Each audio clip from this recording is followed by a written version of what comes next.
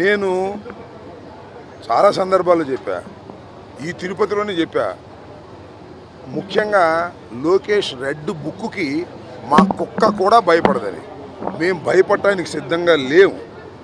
జైలుల్లో పెట్టుకుంటాడో, లేక దొంగ కేసులు పెట్టుకుంటాడో, లేకపోతే పోలీసుల చేత కొట్టిస్తాడో, దేనికైనా సిద్ధపడే రాజకీయాల్లో ఉన్నా లోకేష్ అని గుర్తుపెట్టుకోమని మనం చేస్తున్నా. ఇవాళ నీకేదో పవర్ ఉందని పండగ చేసుకుంటేనో, నీకేదో పవర్ ఉందని మా మీద దౌర్జన్యం చేస్తేనో, రాబోయే కాలం ఎలా ఉంటుందో కూడా ఒక్కసారి ఆలోచించుకుంటే మంచిది. నాకు ఆలోచన జ్ఞానమే లేదు. నా రెడ్ బుక్ ఉంది, నా దగ్గర పోలీసులు ఉన్నారు, ఎంతకైనా తెగిస్తాను, ఎన్ని అక్రమ కేసులైనా పెడతాను, ఎంతమందినైనా జైల్లో పెడతాను అని నువ్వు భావిస్తే దీనికి ప్రతిఫలం లోకేష్ అనుభవించక తప్పదు రాబోయే కాలంలో. ఇవాళ్లతోనే పని అయిపోలేదు. ఇళ్ళగానే పండగ అయిపోయిందా?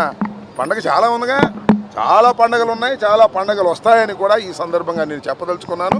కాబట్టి Lokesh is a immatured politician. అతనికి కక్ష సాధించటం తప్ప రాష్ట్ర అభివృద్ధి తెలియదు.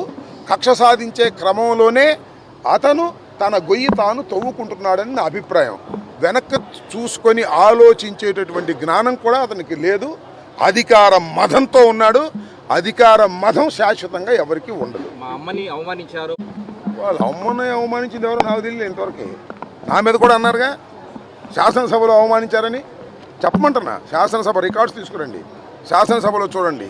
వాళ్ళ అమ్మగారిని ఎక్కడో ఎవరో అవమానిస్తే తప్పేది, దాన్ని మేము కాదంటలా. శాసనసభలోనే అంబటి రాంబాబే అవమానించాడని బావుడు ఏడ్చారు. చూపించమంటున్నా నేను. అనవసరంగా అన్యాయంగా వారి తల్లిగారిని దూషించడం కానీ, వారి తల్లిగారిని అవమానించడం కానీ నేను ఎప్పుడు చెయ్యలేదని కూడా చెప్తున్నా. ఇప్పటికి చెబుతున్నా, అప్పుడు చెప్పా, ఎప్పుడు చెబుతా. నేను అవమానించినట్టుగా ఏదైనా ఉంటే చూపించమని అడుగుతా ఉన్నా. ఊరికినే మా తల్లిని అవమానించారు, మా నాన్నను జైల్లో పెట్టారు అంటే మీ నాన్న జైల్లో పెడితే కనపడంలో జైల్లో పెడతావా? మీ నాన్న ఒక నేరంలో జైలుకి వెళ్ళాడు. 53 రోజుల తర్వాత బెయిల్ వచ్చింది.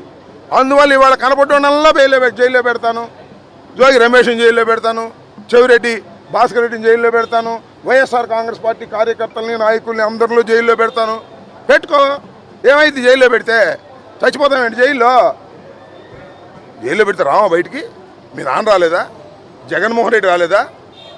ఏంటి ఇవన్నీ మాకేం కొత్త కాదని కూడా ఈ సందర్భంగా నేను మనవి చేస్తున్నాను.